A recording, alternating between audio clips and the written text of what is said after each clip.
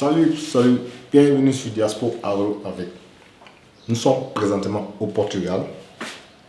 Le but de ce voyage, c'est de rencontrer les fermiers portugais, d'avoir des entretiens avec ces fermiers, voir quelles sont les astuces, tout ce qu'il faut faire dans l'agriculture. Le but aussi, c'est de trouver des fournisseurs de t-shirts, de sacs, en fait tout ce qui est dans le domaine de la mode. Moi, je suis un fan de la mode. J'aime tout ce qui est accessoire, j'aime tout ce qui entre dans le cadre de bien s'habiller. Le Portugal est reconnu pour la qualité des t-shirts, la qualité des produits. Et après cette étape, après ce voyage du Portugal, nous allons nous rendre au Maroc. Et aussi, c'est le même but, c'est de rencontrer des fournisseurs au Maroc et aussi des agriculteurs au Maroc pour avoir des entretiens. Mais ce n'est pas du tout facile. Au Portugal, ici, dans un premier temps, c'est compliqué. C'est très compliqué. Avoir des entretiens avec les agriculteurs, je sais qu'en Afrique, c'est facile. Mais chez les Européens, c'est vraiment compliqué. Pourquoi? Parce que dans un premier temps, ils exposent leurs produits. Donc, ils ne veulent pas du tout exposer leurs produits au public. Mais par contre, si tu trouves quelqu'un qui élève dans de bonnes conditions et les sujets sont bien traités, là, il n'y a pas de problème. Mais quelques rares fois aussi, la personne peut te dire non. Mais en général, ce n'est pas du tout facile. On a essayé avec des agriculteurs directement. S'ils savent que tu viens avec une caméra, ils vont refuser. Peut-être que les conditions ne sont pas réunies. Et dans ce cas, ils ne peuvent pas exposer la production au public. Mais on a de la peine à avoir. Mais ce qui est sûr, on va toujours insister. Si on a la chance de tomber sur quelqu'un qui veut nous exposer, qui veut nous expliquer comment l'élevage marche au Portugal, on va le faire. Dans le cas contraire, on va continuer à insister. Et après, on sera au Maroc pour voir si on a aussi la chance d'en trouver. Et maintenant, comme je disais, moi j'aime l'agriculture, là c'est ma passion. J'aime aussi la mode, là aussi c'est ma passion. Donc je vais profiter aussi voir si je peux trouver des fournisseurs de t-shirts, de sacs à main, de chaussures, de ceintures. Je suis en train de mettre une marque en place. Donc vous savez, le Portugal est connu pour ça. Donc pour la qualité des t-shirts, pour la qualité du produit. Et aussi la main d'œuvre. La main d'œuvre, selon ce que j'ai entendu, selon ce que j'ai vu sur le net, la main d'œuvre coûte moins cher au Portugal. Mais attention, il faut arriver sur les lieux pour en savoir. On a appris qu'au Portugal, le salaire est bas et la vie est moins chère. Mais ce n'est pas vrai. Au Portugal, le salaire est bas, oui, ça c'est vrai, mais la vie n'est pas moins chère. La vie est chère comme partout en Europe. Donc beaucoup ont tendance à dire que le Portugal a un salaire vraiment minimum, un salaire très bas. Là c'est vrai, mais la vie coûte cher ici au Portugal. D'ailleurs les Portugais se plaignent parce que la vie est chère et le salaire n'est pas élevé. Voilà, donc, mais concernant les t-shirts et tout ce qui entre dans le cadre du textile, là le prix est vraiment accessible, c'est bien. Voilà, maintenant, comme je disais, on a de la peine à avoir des entretiens, mais si on a l'occasion, on ne va pas tarder, on va sauter là-dessus et puis faire des entretiens pour quand même partager ces images avec vous et profiter aussi, apprendre tout ce qui est l'agriculture. Alors là, c'était juste une parenthèse. Maintenant, nous allons parler de l'agriculture. Je vais t'expliquer exactement comment les choses vont au Burkina. Je vais t'expliquer les problèmes qu'ils sont en train de rencontrer dans ces 2 jours-là. Alors, dans ces 2 jours-là, on se lève presque chaque 2-3 jours, on se lève avec une poule qui est morte, 2 poules, voilà, ainsi de suite. Si c'est à cause du poids, effectivement, les coqs pèsent énormément. Mais si c'est à cause du nombre aussi de coqs, je crois qu'on va essayer de diminuer encore le nombre de coqs. Mais ce qui m'étonne quand même, c'est uniquement les poules. Uniquement les poules. Et on a perdu pas mal de poules là. Maintenant, nous sommes à 93 poules. Malgré ces 93 poules, on ramasse. Hier, par exemple, on a ramassé 67 œufs. Ce qui n'est pas mal. Je ne sais pas si c'est à cause de l'aliment, de la vitamine, ou bien c'est à cause des coques. Franchement, aucune idée. Souvent, on ramasse les 63, 64, 61, 58, 57, ce qui n'est pas du tout mal pour le nombre que nous avions. Ce n'est pas le but. Le but, c'est d'atteindre les 87%. Mais présentement, avec ce nombre-là, on ne peut pas se plaindre, ce n'est pas du tout mal. On peut travailler avec ça sans aucun problème. Maintenant qu'on a 93 poules pour 12 coques, je crois que selon le vétérinaire, c'est mes coques qui tuent mes poules. Je crois qu'avec ça, on ne doit plus avoir de problème. Voilà. Et là, c'était du côté des maladies. Parce qu'on a énormément perdu de coques, hein, les poules. Hein. J'avais 100 et quelques, j'avais 116 poules. Maintenant, je suis à 93 poules. Et pas à cause d'une maladie. À cause des coques. Franchement, je ne sais pas exactement si c'est ça, hein, mais franchement, je suis un peu dépassé. Mais c'est ça aussi le problème en élevage. C'est ça, il faut toujours t'attendre à des situations pareilles. Maintenant, nous allons parler des sujets qu'on a envoyés au village. Donc, avant de parler d'abord de ça, je vais parler du contrat que j'ai signé avec un monsieur qui a besoin des œufs. Alors, ce monsieur aussi, c'est un fermier, il a beaucoup de poules. Il ramasse les œufs chaque soir aussi, beaucoup.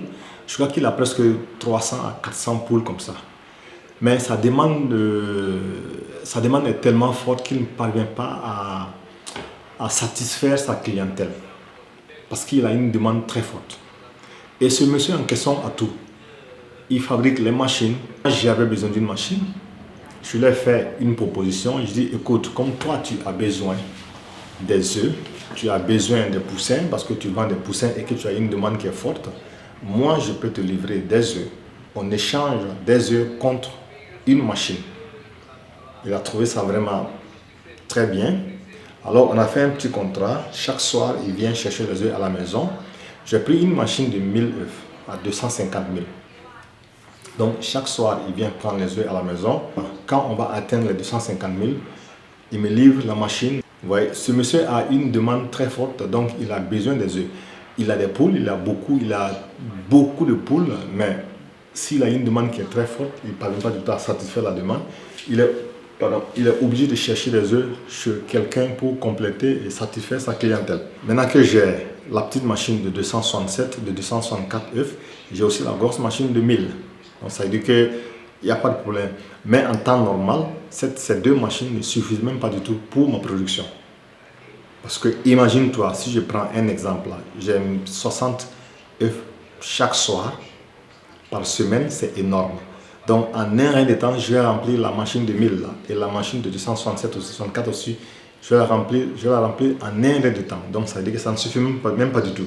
Mais comme je dis souvent, il faut aller un peu, c'est mieux. Maintenant, nous allons parler des sujets que j'ai envoyés dans la ferme, de l'autre côté, en Beauce. Vous savez, ce n'est pas du tout facile de faire l'agriculture dans le milieu urbain. C'est difficile parce que tu auras à tout moment des problèmes avec les voisins. Et aussi, le poulailler que j'ai à domicile, là, ce n'est pas un poulailler qui remplit les conditions parce qu'il a une seule ouverture. Le 3 juillet, on a envoyé des poussins en brousse, où se trouve la ferme. Mais là-bas, les conditions n'étaient pas du tout réunies parce que la ferme n'était pas terminée. Mais comme il fallait aller, parce que je ne peux plus faire marche arrière, je n'ai pas fini, les poussins sont sortis et à domicile, je n'ai plus de place. Alors j'ai envoyé les poussins en brousse, pas dans la ferme, mais non loin de la ferme. J'ai une maisonnette d'une chambre-salon que j'ai construite il y a très longtemps. J'étais obligé de prendre ces poussins, les mettre à l'intérieur. Imagine-toi une maisonnette d'une chambre-salon qui ne remplit aucune condition. Je les ai mis dedans. Et franchement, au début, tout allait bien. Les poussins ont grandi, mais il y a eu un retard de croissance par rapport à la condition dans laquelle ces poussins sont arrivés. On a eu quelques pertes. 2 semaines après, les choses allaient très bien. Alors 10 jours après, d'autres poussins sont sortis.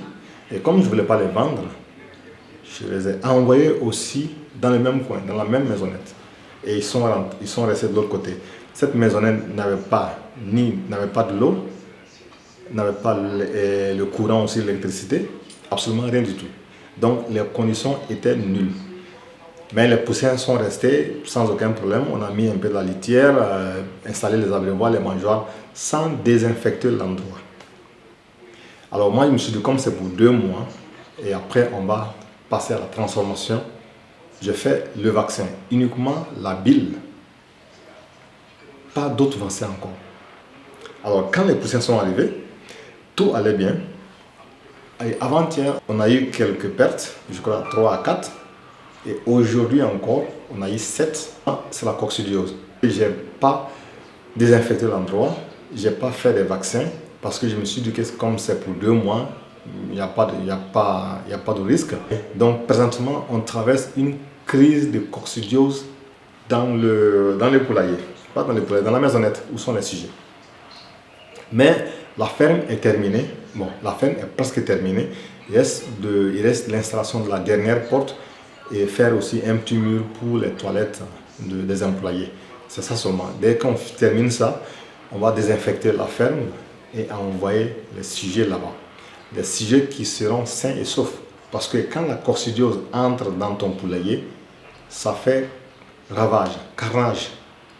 Une fois déjà que les sujets sont atteints de la coccidiose, les vaccins et consorts ne servent plus. D'ailleurs, il n'y a même pas de vaccin contre la coccidiose. Il y a des vaccins préventifs, mais là, il faut faire ça avant qu'ils ne soient atteints de la maladie. Voilà, donc ça veut dire que présentement, je n'ai pas d'autre chose, je n'ai pas d'autre solution, c'est de leur donner des antibiotiques. Alors maintenant, je n'ai plus le choix, je suis obligé d'attendre et regarder ce qui va se passer, mais je vais les soumettre quand même à des antibiotiques. Quand la coccidiose entre, ça fait ravage dans 4, 5, 6 jours et après c'est fini.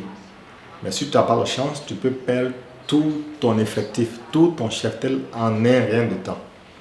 Alors donc présentement, les poussins qui sont arrivés à la dernière minute, en deuxième position, là-bas on n'a pas constaté d'abord un cas.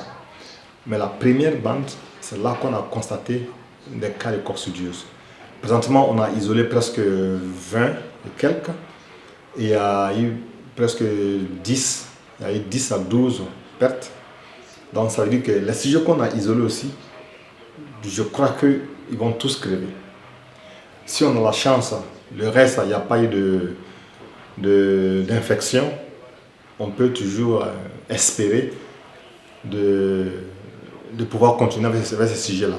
Et aussi, que les poussins qui sont auprès de... Parce qu'ils sont dans la même maisonnette, hein, c'est juste une séparation. Et les poussins aussi qui sont auprès de ces derniers-là ne sont pas atteints aussi de la coccidiose. Vous voyez, là, ça a été une erreur de ma part.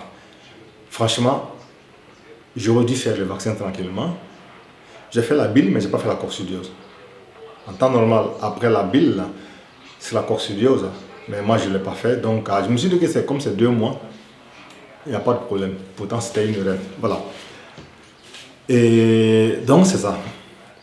On attend d'abord de finir tout. Et on va envoyer tous les sujets qui seront sains et saufs là-bas. Et attendre. Là, ce ne serait plus 2 mois. Parce que quand, une fois, les sujets sont atteints de la coccidiose, ça ralentit leur croissance. Ça va atteindre peut-être 2 mois et demi avant de pouvoir... avant d'atteindre le poids qu'on veut. 1 kg de sang, 1 kg de sang. Voilà, là c'est l'objectif aussi, d'atteindre 1 kg de sang, 1 kg de sang en 2 mois. Mais avec cette maladie, ce serait vraiment compliqué. Donc il va falloir attendre un peu encore. Voilà, là c'était le côté de la maladie. Il n'y a qu'une partie remise, c'est ça l'agriculture. J'espère que la vidéo t'a aimé. On se retrouve à la prochaine. Merci.